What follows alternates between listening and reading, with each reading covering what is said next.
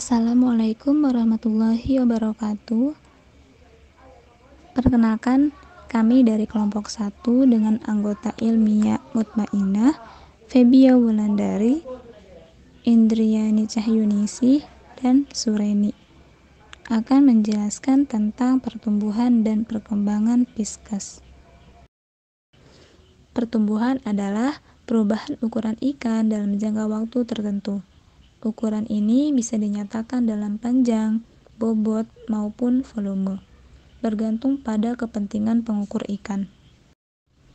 Dalam pertumbuhan ada dua faktor, ada faktor intrinsik dari dalam dan ada faktor ekstrinsik dari luar. Faktor intrinsik yaitu seperti keturunan atau spesies ikan, kemudian seks, tingkat reproduksi, umur ikan, penyakit dan parasit, serta makanan.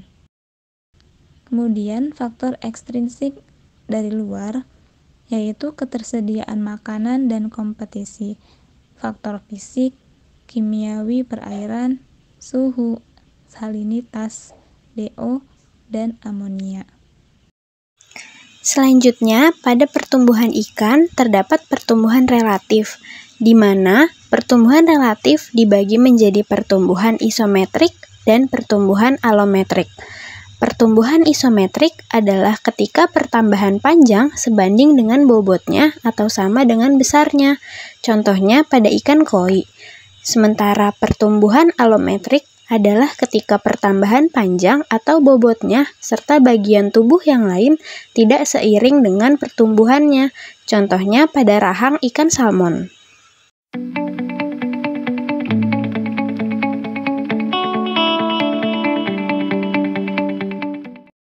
Nah, pengertian dari Pisces itu sendiri adalah anggota vertebrata poikilotermik atau berdarah dingin yang hidup di air. Setelah mengetahui pengertian Pisces, sekarang kita akan bahas ciri-ciri dari Pisces.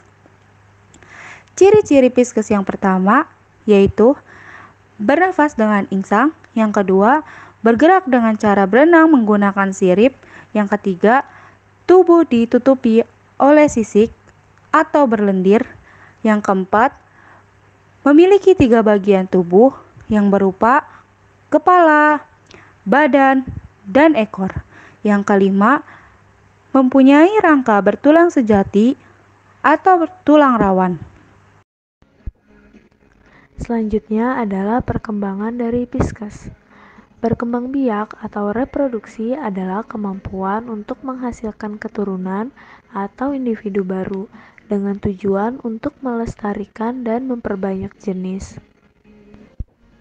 Semua makhluk hidup tentu mengalami daur hidup masing-masing. Namun, banyak hewan yang dalam siklus hidupnya tidak mengalami metamorfosis. Itu artinya sepanjang hidupnya, mulai dari lahir atau menetas, bentuk tubuhnya tidak berubah, hanya ukurannya saja yang berubah. Contoh diantaranya adalah ikan. Pada umumnya, daur hidup ikan terdiri atas 3 fase, yaitu yang pertama adalah fase telur, yang kedua fase larva, dan yang ketiga fase dewasa. Fase yang pertama adalah telur. Awal daur hidup ikan dimulai dari telur yang telah berhasil dibuahi. Setelah telur dibuahi, embrio akan terbentuk, sehingga disinilah ciri-ciri kehidupan suatu individu organisme dimulai. Pada tahap ini, proses metabolisme berlangsung. Sel mulai membelah. Yang kedua adalah larva. Larva merupakan sebutan bagi ikan yang telah menetas. Ciri-ciri dari larva yang baru menetas ialah mempunyai kantung kuning telur. Kuning telur tersebut berfungsi sebagai sumber nutrisi selama beberapa hari sebelum mereka dapat memakan mangsa. Proses memakan kuning telur ini dapat bertahan selama 2-4 hari, yang kemudian disebut sebagai makan endogen.